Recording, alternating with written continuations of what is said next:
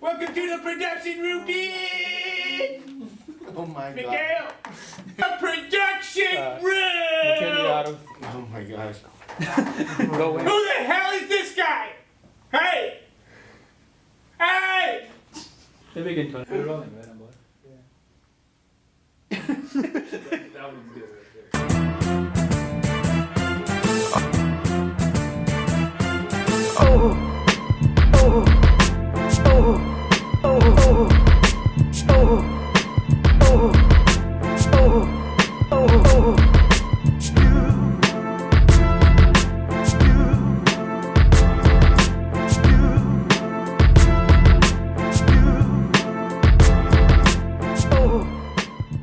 This is episode 10, and we're stoked today. We're going to be talking about self-service ad platforms and how Amazon is jumping in to the self-service ad platform game, trying to break up the duopoly that Facebook and Google are currently owning right now in the ad revenue ad platform game. So in June, Amazon launched their Amazon Marketing Services, which again is a self-service platform, and it allows advertisers to purchase ad space for their products and to target consumers through keyword searches. So it's a big play on the Google search. Actually, Amazon spends about $5 billion last year in 2016 on search engine search ads. And so they're actually one of the biggest purchasers of ads from Google. And they're really trying to shake things up and take some ad dollars away from Google by offering search ads on their platform. So what exactly is self-service advertising, guys, for our viewers, and how does it differ from traditional advertising strategies? Self-service ad platforms are platforms in which like a business owner or a third party or anything can buy their own ad inventory, right? So think of Google AdWords, Facebook, Snapchat actually released a self-service ad platform as well. It's essentially like you put together the parameters, you say how much you want to buy, and then you can do it yourself. Gotcha. Pat, you have anything to add to that? No, I mean, that's pretty much, Mikhail hit the nail on the head with that one. It gives you the opportunity. It gives you the opportunity to build your own ads, all the way down to the ad creative and what your messaging is saying and who you're targeting. So it puts more control in the user's hand as opposed to having to rely on people that, previously were really knowledgeable at this. Yeah. They have a chance now to do it themselves.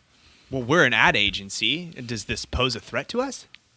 No, I think it's awesome because it's just more stuff that we can offer. Yeah, for sure. So with this new ad platform, Amazon is going to allow publishers and advertisers alike to buy ad space.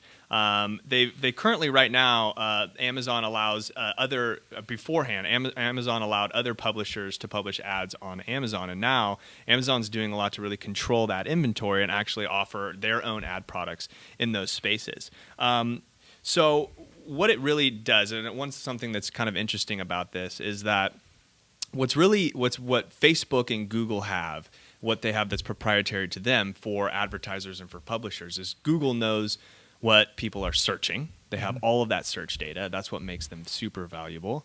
Then there's Facebook, which knows really well what people are interested in and who they're connected to. And Amazon has unique data points across commerce and what people are buying and how often and how frequently they're buying those products, which is that data is really kind of what is posing the biggest threat to Google and to Facebook. Google, 29% of people surveyed said that they actually start their product searches on Amazon as opposed to on search engines. So by offering advertisers the ability to purchase ad space instead of other advertisers owning that space, instead of the actual direct retailers on Amazon being able to purchase that space, it really does threaten people Google by kind of consuming those ad dollars. So now Amazon is going to be potentially taking a lot of those ad dollars away from Google, and people are going to spend them on Amazon. So how do you think that Amazon's new search ad technology will affect Google and Facebook? I think it's essentially, it comes down to what you said. They're going to have to share some of the Google and Facebook are going to end up sharing some of the ad dollars that are being spent, Mm. right? I don't think that it's detrimental to Google or Facebook's success because it's essentially history repeating itself, right? Mm-hmm. Like people serving ads, like let's pretend that Facebook is like ESPN and Google is CNN, right? The ads that are being bought on either the ads that are being bought on either platform, like they're still subject to what people are interested in and what interests other people. Like you're not going to see an ad for Nike running shoes on CNN, right? We talked about this before.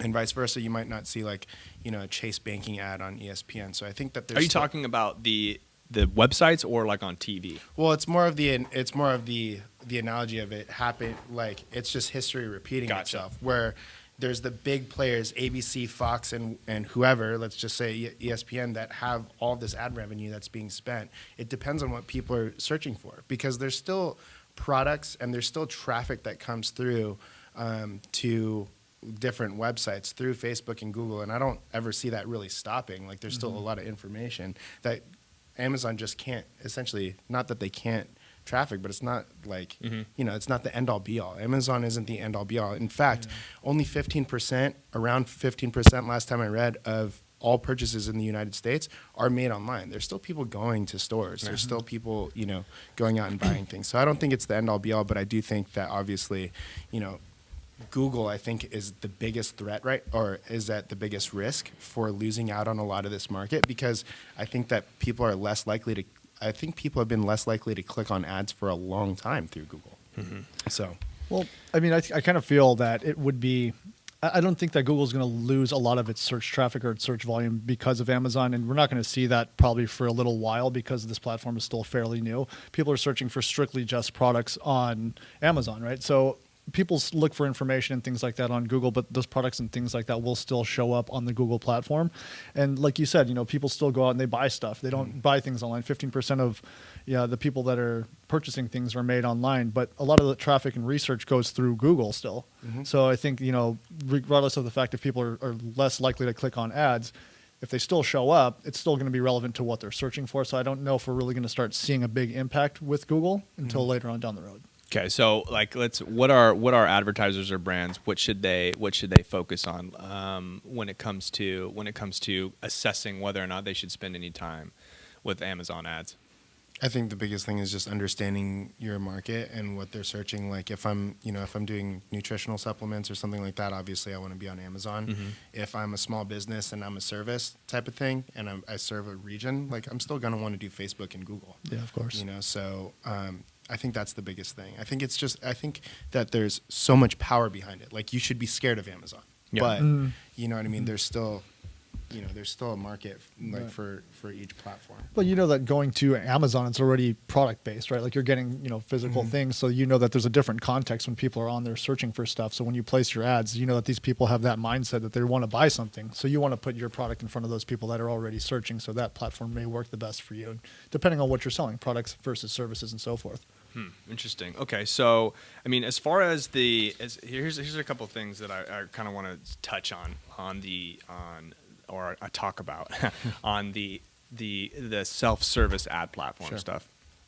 So as an advertiser, when we start talking about things like Facebook ads or Google search ads, when and how should a marketer or should a company focus on?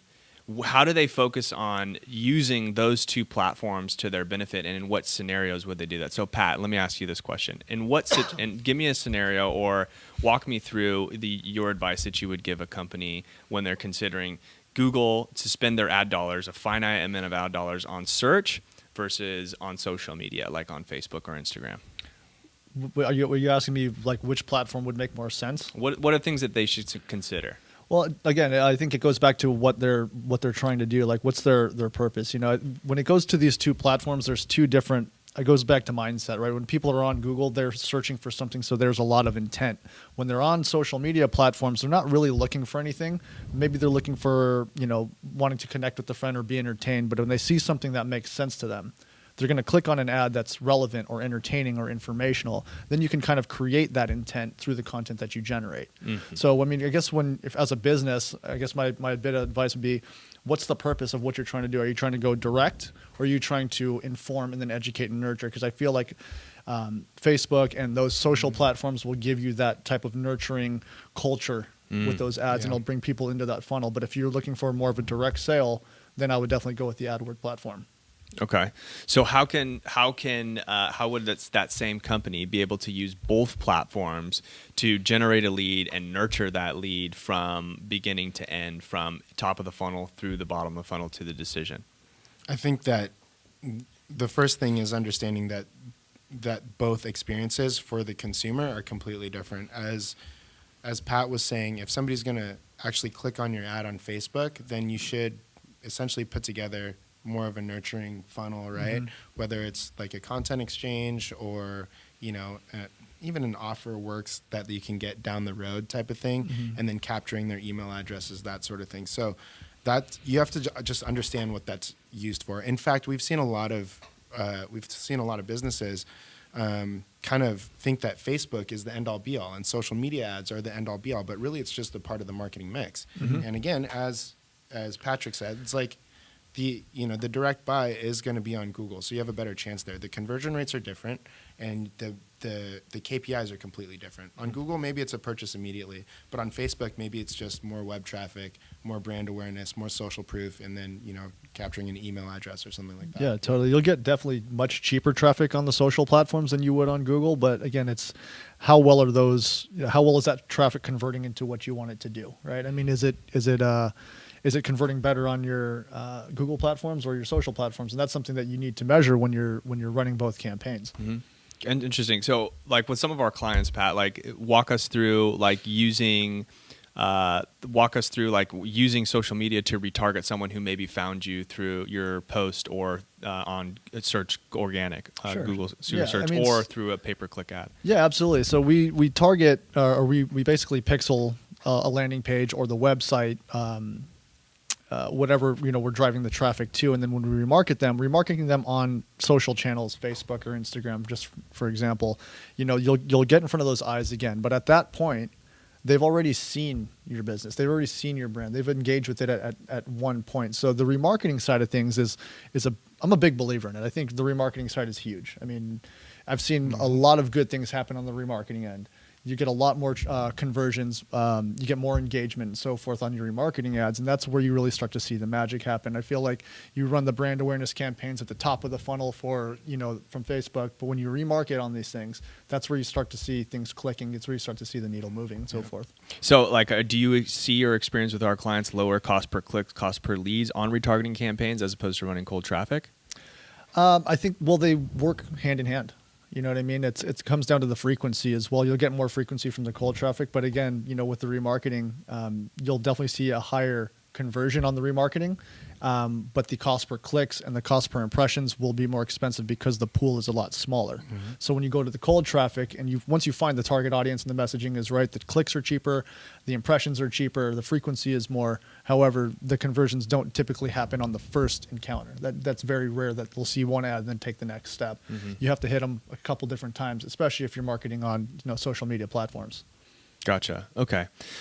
So for some of these people or some of our viewers and our listeners who are right now trying to figure out whether or not maybe they're stuck or plateauing on their Facebook ad campaign doing running retargeting. Okay. What are some things that we can do as far as sending them? Do you send them the same ad? Do you send them a variation of the same ad that they've seen before? What are some strategies that you can use there to have a higher conversion rate? Well, it's the first ad is always your first impression, right? Like you consider that as the first thing that these people will see, and if they don't really engage with that, let's say they click but they don't take the next step, you want to give them something that's tangible, like a different offer, a different message. I mean, essentially you're trying to get them to take the same step. You want them to go to the same place, but maybe you have to approach it from a different angle. Maybe you have to give them a different creative. Maybe you have to, tell them something a little bit different. Maybe they need, like a lead magnet or something that's a little less what's the word I'm looking for? Like not intrusive, like a less barrier to entry or something like that. That kind of helps A them. smaller ask. A smaller ask, exactly. Sorry, that was really weird, but a smaller ask definitely to help them take that next step. You know what I mean? So there can be different offers, but you don't really know that. These are things you got to set up and test and see which funnels work best. You know what I mean? Yeah. Is it worth building? Would you rather see someone retarget on social media versus like a Google Display Network, like Yes. on another site? Yes, Okay. absolutely. All right. And Let's just leave it at Yeah, that's it. that. Stop remarketing on Google Display. is Google Display dead, or I mean, I think all those clicks are accidental, 100%. Like because if you're on the internet, if you're on ESPN.com, you can probably relate. If you're on ESPN.com looking up the Dodgers, who are the best team in MLB right now, the best team in baseball. like, do you Hands really down. want an Ever, ad best from team like ever. from Toyota coming up just because you accidentally like looked them up one time? Here's the thing: when I land on an article that I want to read, okay, I Yeah. want to read that article, right? And my brain, my vision, my whole train of thought and focus, I've trained myself to completely Yes. block out the ads. They call that an ad focus, or there's such thing as ad fatigue, where it's like you're seeing the same ads over and over again, and then their performance dwindles.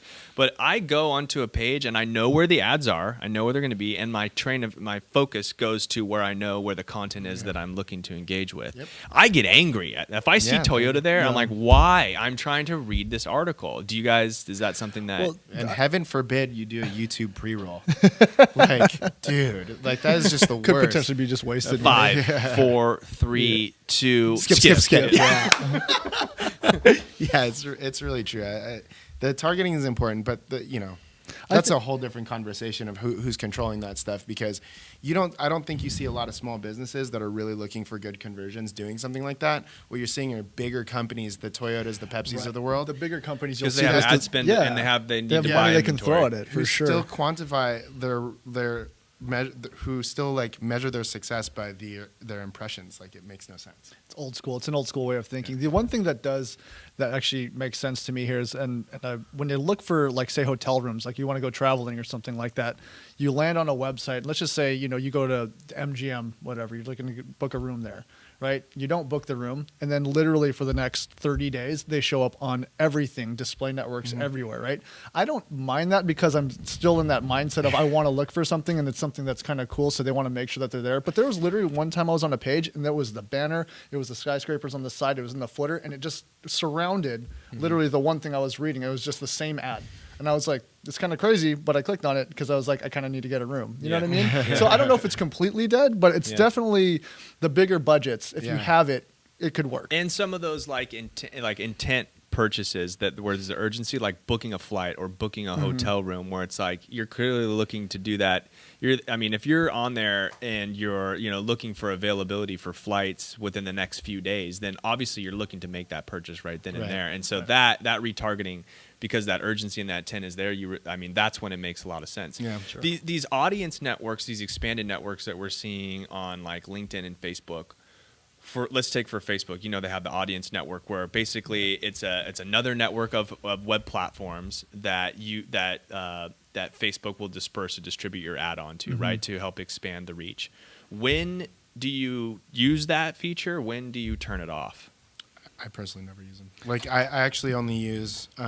Sometimes I'll use the sidebar or whatever. The right hand column. Yeah, the right hand column. But as far as like the audience network where it comes up on apps, nobody likes those. It's kind of the same Yeah. ads that we're talking Yeah, about yeah, here. yeah. So I don't use those. And then I'll just use like desktop, sidebar, and then mobile, and then Instagram sometimes. I know for some of our clients, like for retargeting, Pat, I know that you turn on the audience network for retargeting ads, and then you turn it off for cold traffic. So I've seen success. When I run the cold traffic, it's in the feed. You want it to be in the feed. You want sometimes instant articles, right hand column, but everything else will just turn off, because it's wasted ad spend. A lot of the budget, if you turn it on to the cold traffic, will go to audience network, and you'll get a lot of impressions, and it looks all cool, but literally nothing's happening.